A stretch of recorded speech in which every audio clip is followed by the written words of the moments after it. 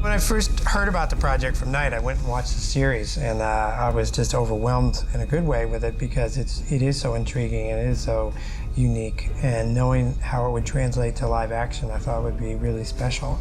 And it has such a large canvas of the world, and it has the 4 nations, and each of those 4 nations, needs to be developed with the language, with symbols and writing.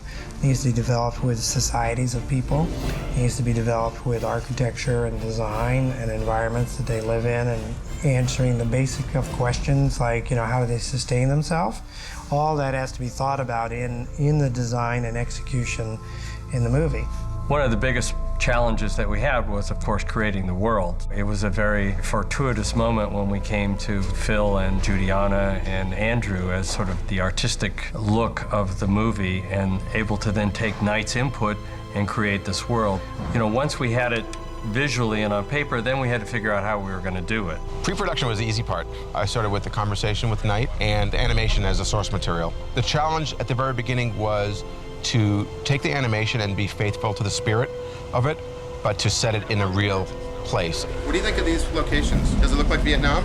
The very, very beginning of this prep period, which I enjoyed so much, was actually sitting down with Phil and Judiana, Robin props, and just basically all the keys, and we discussed how to make our nations into what they need to be. We wanted to stick with the colors of the cartoon and the idea of the cartoon, but we didn't want it specifically one nation. In the cartoon, it's sort of more Eskimo or Inuit. But we all decided that they had to look like they're of this world.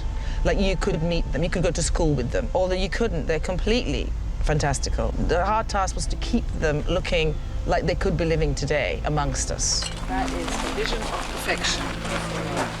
Costumes and makeup in here, not only were they dressing the principals, but we had to dress numerous backgrounds of societies of villagers, Fire Nation soldiers, or War Tribe benders. It just didn't start and stop with the actors. There were hundreds and thousands of other costumes, other hairstyles, other wigs, other makeup to be designed.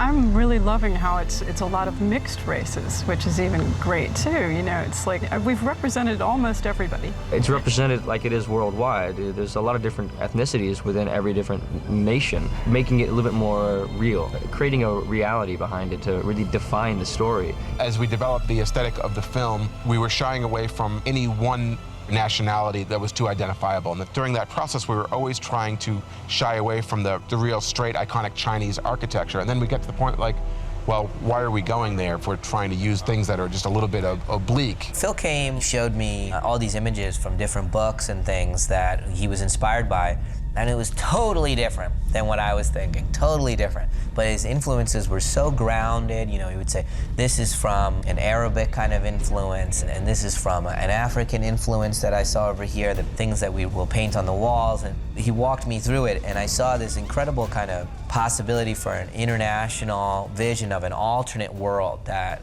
reminded us a lot of our world, but was different. Because there's a lot of Oriental influence in this film, but it's not an Oriental movie, it's not a Kung Fu movie, it's not a Hong Kong movie, it's not a Chinese movie, but the Oriental elements are extremely present, and they didn't want to make it look like it's a mistake we didn't do the Oriental style. The world is hugely diverse, and your heroes have different skin colors. What I loved about the show, I didn't know what races everybody was. I mean, everyone saw what they wanted to see in the characters. In my household, Katara was Indian 100%, right? My oldest daughter looks like Katara. So I saw, her as Indian. But you couldn't really put your finger on it, and I love that. I love that about anime in general. When you back off the animation a little bit, you think that there's a complete world there, but once you start getting into the details, the animation just doesn't have that, just because of limitations of it. So it's about not only fleshing out the details, but then also grounding this place in a very real world.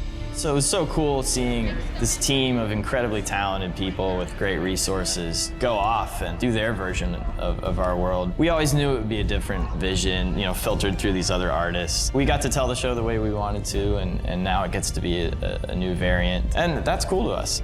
This is all made up to be our world. You think every single thing on those people, every prop, everything they touch, everywhere they go, everything's been done by us. And they just look like people. I believe it. I believe every single thing in this world, and I thought that was a bigger success we could have achieved together. In the end, it's actually, I keep saying I feel like I'm doing 4 movies because each nation is a completely different aesthetic, all part of the same puzzle piece, but a very different piece of it. So every time one aspect changed, we had to sort of revisit the others because they all, sort of like the Avatar, they all had to be in harmony with each other. Keeping balance. That's our jobs.